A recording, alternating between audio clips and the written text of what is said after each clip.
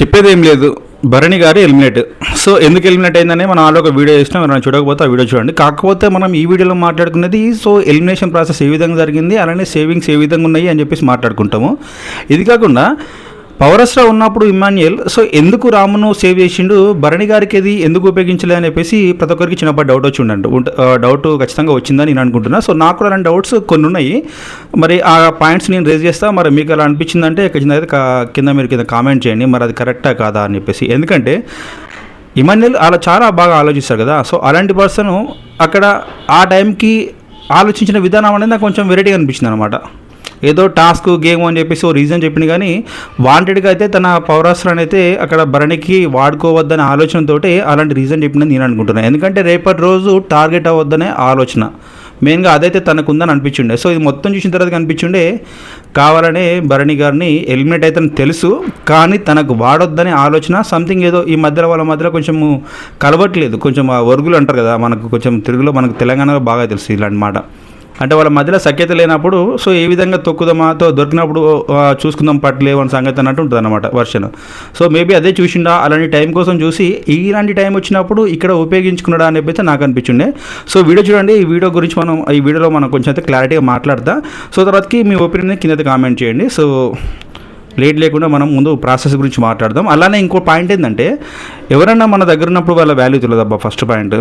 So మన దగ్గర ఉన్నప్పుడు పట్టించుకోము, ఒక్కసారి దూరం అయిపోతుందని చెప్పేసి మనకు తెలిసిన తర్వాతకి ఎంతో ఎమోషనల్ అయిపోతాం. సో అయితే నాకు అనిపించింది, నాకు ఎస్పెషల్లీ ఆ ఎలిమినేషన్ ప్రాసెస్ అయితేనేమి వాళ్ళిద్దరిని ఇక్కడ గార్డెన్ ఏరియాకి పిలిచినప్పుడు కొంచెం నాకు భరణి గారు అంటే స్టార్టింగ్ నుంచి కూడా మంచి ప్లేయరు, ఖచ్చితంగా టాప్ 5 ఉండే పర్సన్ అని చెప్పేసి నేను ఎక్స్పెక్టేషన్స్ పెట్టుకున్నాను తన పైన. కాబట్టి నాకు అనిపించిండే ఉంటే బాగుంటా అనిపించి అనిపించిండే. కానీ ఏదైనా కూడా మన ఆటను బట్టే కదా హౌస్లో మనం డిసైడ్ చేసుకున్నది. కాబట్టి తన ఆటలో ఎలాంటి అక్కడ బెటర్మెంట్ లేనప్పుడు ఓటింగ్ లిస్ట్లో ఉంది. సేమ్ టైం అక్కడ పౌరస్త్ర కూడా తన గురించి ఉపయోగించలేదు. కాబట్టి ఇక ఫైనల్గా చేసేది ఏం లేదు, ఖచ్చితంగా బయటకు వెళ్ళాల్సిందే. ఈ పాయింట్ కూడా మనం మాట్లాడుకుందాం. ఎందుకంటే ఈ మాట నేను మాట్లాడుతున్నా అంటే, so Tanuja starting last 2 weeks నుంచి అయినా చూసినా కానీ కొంచెం భరణి గారితో దూరం లెక్కనే ఉంటుందన్నమాట. ఇప్పుడు ఈ వీక్ తను వెళ్ళిపోతుండు అని చెప్పేసి తనకు ఆల్రెడీ అర్థమైపోయింది. సినిమా ఆల్రెడీ లాస్ట్ 2 వచ్చినా 3 వచ్చినా 4 వచ్చినా కానీ అర్థమైపోతుంది. ఓకే మా డాడీ ఫస్ట్ అని చెప్పేసి తనకు ఐడియా వచ్చిందనమాట. సో ఐడియా రావడం ఆలస్యం, తనకు వీడియో కాల్స్ ఫ్రమ్ ఫ్యామిలీస్ అయితేనేమి ఆ రీజన్, సేమ్ టైం ఇక్కడ లోపల ఉన్న ఒక ఆ రిలేషన్, ఫాదర్ అనే రిలేషన్ తోటి తనతో ఉంటుంది కాబట్టి సో ఈ ఇంట్లో ఉన్న పర్సన్ కూడా పోతుండు కావచ్చు అని తనకు ఒక క్లారిటీ ఉంది. సో ఆ క్లారిటీ తోటి కూడా హౌస్లో ఏడ్చినందుకే నాకు సరే తనని కన్ఫెషన్ రూమ్లో పిలిచిన తర్వాతకి ఏమైందమ్మా అని చెప్పేసి తనని అడిగిండు. సో తను చెప్పింది అనమాట, సార్ మా ఫ్యామిలీ గుర్తొస్తుంది సార్ అలానే అని చెప్పేసి ఇక వీటి గురించి కూడా కొంచెం మాట్లాడుతుండే. నాకైతే అర్థమైంది. మరి మీరేమనుకుంటున్నారో మీ ఒపీనియన్ కింద కామెంట్ చేయండి. ఇక లేట్ చేయకుండా ఫస్ట్ సేవింగ్స్ ప్రాసెస్ గురించి మనం డిస్కస్ చేద్దాం. ఫస్ట్ సుమన్ శెట్టిని కాపాడిల్లు, నెక్స్ట్ దివ్య సేవ్ అయిపోయింది, తర్వాతకి తనుజ, తర్వాతకి డీమోన్, ఇక లాస్ట్కి వచ్చేసినప్పుడు రాము అండ్ భరణి. సో ఇక్కడ వీళ్ళిద్దరిని గార్డెన్ ఏరియాకి పిలిపించి సో నాకు సరే చెప్పిండు. ఎందుకంటే పవరస్త్ర అనేది హౌస్లో ఒక దగ్గర ఉంది కాబట్టి వాళ్ళని అడుగుదాము, మరి ఆ పర్సన్ వాడుకుంటాడా లేడా అని చెప్పేసి. ఈ పవరస్త్ర ఉన్నది ఎవరి దగ్గరకు మీ అందరికి తెలుసు. So Emmanuel so last week అప్పుడు గెలుచుకున్నాడు పవరస్త్ర. కాకపోతే పవరస్త్రకు 3 పవర్స్ ఉంటాయి అన్నమాట. సో ఒక పవర్ ఏంటిదంటే ఈ వీక్ సేవ్ చేయడానికి, ఇంకొకటి కొన్ని వారాల తర్వాతకి, ఇంకొక పవర్ ఏమో మరికొన్ని వారాల తర్వాతకి. అంటే కొన్ని వారాలంటే వాడికి పర్టికులర్గా ఏ వారం అని చెప్పేసి అయితే అక్కడ బిగ్ బాస్ అయితే నాకు సరే అయితే మెన్షన్ చేయలేదు. సో ఫస్ట్ పవర్ ఏంటంటే సేవింగ్స్ చేసేది ఈ వీక్ అయితే సేవ్ చేయవచ్చు ఫస్ట్ ఒకటి. ఇంకా 2 పవర్స్ అనేది కొన్ని వారాలు, సో ఆఫ్టర్ ఫ్యూ వీక్స్ అని ఇంకో పవర్. సో 2 పవర్స్, ఇంకా 2 సర్టెన్ కొంచెం మేబీ వాళ్ళు ఎప్పుడు డిసైడ్ చేస్తే తెలియదు, బట్ ఆ 2 పవర్స్ అయితే ఉంటాయి. అది ఎప్పుడెప్పుడు అనేది బిగ్ బాస్ చేతిలో ఉంటుంది అనమాట.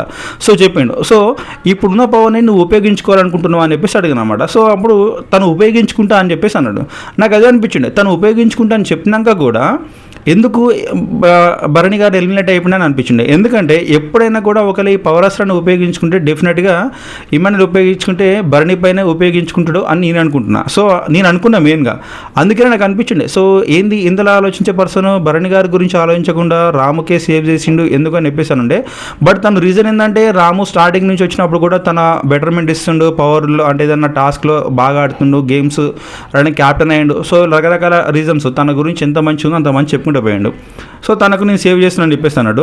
ఇక్కడ భరణి గారిని చూసినప్పుడు ఫస్ట్ 2 వీక్స్ ఏమో ఉన్న భరణి తర్వాతకి ఈ ఏదైతే బాండ్స్ అనేది క్రియేట్ చేయడము, సో వాటిలోనే తను అటు ఇటు అయిపోయి వాటి గురించి ఆలోచించే ఆ సమయంలో తన ఆట మొత్తాన్ని కోల్పోయిండు. ఏదైతే భరణి 2 వీక్స్లో ఉన్నాడో అంటే లాస్ట్ 4 వీక్స్లో కనబడలేదు, అందుకని నేనైతే భరణికి వద్దనుకుంటున్నా, రాముకి ఇద్దామని అనుకుంటున్నాడు అని చెప్పిండు. కాకపోతే ఈ విషయంలో ఒక క్లారిటీ ఇస్తాను మీకు. So I think last 2 days back అనుకుంటా, భరణి వచ్చేసి ఇమాన్యుల్ ఒక పర్సన్ ఒక రీజన్ అడిగి ఒక క్వశ్చన్ అడిగింది అనమాట. సో ఏదైనా అవసరం వస్తే నాకు ఉపయోగించుకుంటావా అని చెప్పేసి అన్నాడు.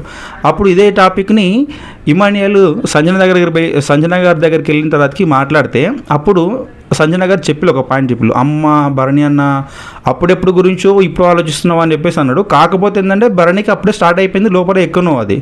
కాబట్టి ఆ వర్షన్లో తను అడిగినప్పటికి కూడా మనకి ఐడియా ఉన్నా కానీ అప్పుడు సంజన గారితో కూడా చెప్పింది అనమాట ఇమాన్యుల్, నేను చూస్తా ఆలోచిస్తా, నాకు ఆ టైంకి ఏమనిపిస్తే అది చేస్తా అని చెప్పేసి అన్నాడు.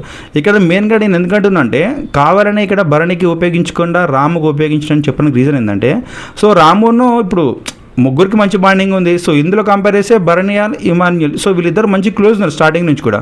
అయితే భరణి గారు ఒకవేళ సేవ్ అయ్యే పర్సన్ అయి ఉంటే, ఇందులో మొత్తం 6 మెంబర్స్ ఉంటే ఫస్ట్, సెకండ్, థర్డ్, ఈ 4th వరకు అన్నా వచ్చేటోడు ఖచ్చితంగా. ఈ చిన్న లాజిక్ ఇంత మాట్లాడినాడు అప్పటి వరకు కూడా సేవ్ కాకుండా డేంజర్ జోన్లోకి వెళ్ళి సో లాస్ట్ 2లో ఉన్నాడంటే ఆ మాత్రం అర్థం చేసుకోలేడా ఇమాన్యుల్ ఖచ్చితంగా ఎలిమినేట్ అయిపోయే అవకాశం భరణికి ఉంది, ఓటింగ్ కూడా తనకే లీస్తుందని చెప్పేసి. ఇలాంటి అన్ని ఆలోచనలు చేసేటోడు ఇక్కడికి వచ్చేసరికి ఎందుకు అట్లా ఇచ్చిన అనేది నాకు అనిపించింది అనమాట. సో అందుకని అంటున్నాను నేను, సో తనకు ఐడియా ఉంది భరణి గారు ఎలిమినేట్ అవుతారని ఐడియా ఉంది కాబట్టి తనకు వాడకుండా సో ఆ పవర్ని ఇక్కడ రాముకు వాడినట్టు అనిపించింది నాకు. మనం అనొచ్చు, అరే పవర్ వాడింది కదా తను, మరి రాముకు వాడింది కదా, మరి భరణికే వాడాలని ఏంద్రా రూల్ అంటే, నేను దాని గురించి చెప్పట్టాను. సో తన పవర్ తన ఇష్టం, కాకపోతే కొన్ని ఎక్స్పెక్టేషన్స్ ఉంటాయి కాబట్టి ఆ ఎక్స్పెక్టేషన్స్ ప్రకారం నేను చెప్తున్నా ఏంటంటే, సో వాళ్ళ మధ్యలో ఆ రిలేషన్ ఉన్నప్పుడు ఖచ్చితంగా తనకు వాడాలని చెప్పేసి నేను అనుకున్నాను. అంటే వాడితే బాగుండని అనుకుంటుండే అంతే. అంటే రాము ఎలిమినేట్ అయిపోతే ఏం కదా అని చెప్తే నేను అట్లే చెప్పట్టాను. సో ఓటింగ్ తనకు లిస్ట్ అని తెలుసు, కాకపోతే ఇక్కడ వాడితే బాగుండే ఆప్షన్ అంతే. నేను ఖచ్చితంగా ఇప్పుడు రాము ఎలిమినేట్ అయిపోతే మీకు హ్యాపీనా అంటే అట్లా కాదు. నేను అనేది ఏంటంటే ఓన్లీ ఈ క్రైటీరియా. సో తనకు తెలిసినా కూడా ఇక్కడ చెప్పేసి మళ్ళీ అక్కడ ఒక ప్లే చేసిన అనమాట. రాముకు సేవ్ చేయాలని ఆలోచన భరణి గారిని బయటకు పంపించే ప్రయత్నంలో భాగంగానే సో ఆ పవర్ అస్త్రాన్ని అయితే రాముకు ఉపయోగించడం నేను అనుకుంటున్నా. సో యాజ్ పర్ ఓటింగ్ చూసినా కూడా ఇక్కడ భరణి గారికే తక్కువ ఉన్నాయి. సో ఆ విషయం తనకు తెలుసని నేను అనుకుంటున్నా. మరి అన్నీ తెలిసినా కూడా ఆ పౌరాస్త్రాన్ని రాముకు ఎందుకు వాడిండో అది తన ప్లాన్ అంటారా, తన స్ట్రాటజీ అంటారా, అది మరి మీరే డిసైడ్ చేయండి. మరి చెప్పినా కదా, ఎప్పుడైతే భరణి గారు ఎలిమినేట్ అయిపోయిందో అప్పుడు జస్ట్ మనకు ఆ సీన్ చూసినప్పుడు అయితేనేమి తర్వాత ఆ ఏవి చూసినా కానీ చాలా ఎమోషనల్గా ఉండే. ఎందుకంటే ఆ పర్సన్ ఎందుకో నేను చెప్తున్నా కదా, యాక్చువల్గా ఉండాల్సిన పర్సన్ ఇతను టాప్ 5లో ఉండాల్సి ఉండే, బట్ కొన్ని ఆ రిలేషన్స్ తోటే మనోడు చాలా దెబ్బపడ్డాడు. ప్రతిసారి వాళ్ళ గురించి ఆలోచించి మనం అంటే ఏంటిది అసలు వాట్ ఈస్ భరణి అని చెప్పేసి తనకు తనైతే మర్చిపోయినని అనిపించింది అనమాట. ఈవెన్ ఇమాన్యుల్ కూడా అదే చెప్పిండు, కాకపోతే వాడితే బాగుండు అనేది ఆ పాయింట్ ఇక్కడ. మళ్ళీ దీంట్లో క్వశ్చన్ చేసి నీకెందుకు రా అని చెప్పేసి అంటే కొంచెం నాకు సాఫ్ట్ కార్నర్ ఉండే భరణి గారి మీద, కొంచెం వాడితే బాగుండు కదా, మంచిగా ఉండు అని చెప్పేసి అనిపించింది అంతే.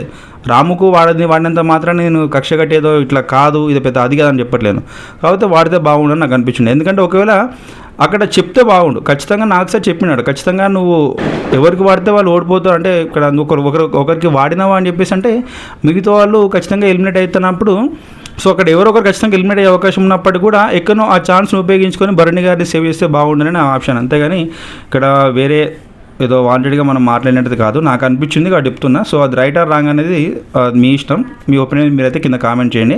తర్వాతకి ఇక తను బయటికి వెళ్ళినప్పుడు కొన్ని పాయింట్స్ ఇంట్లో ఉన్న సభ్యుల గురించి మాట్లాడాడు.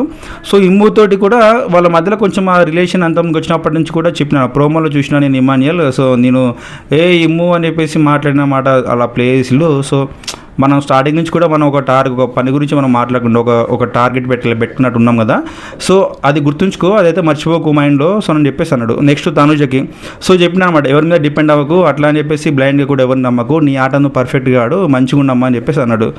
దివ్యకి సో తను నాకు సొంత చెల్లె లెక్కనే సార్, నాకు స్వీట్ హార్ట్ చాలా మంచిది, నన్ను చాలా కేరింగ్ తీసుకుంది, నాకు సొంత చెల్లి ఉంటే ఎల్లుంటుందో అట్లుండే నాకు, సో నాకైతే తనను చాలా మిస్ అయిపోతున్నాను చెప్పి చెప్పిండు.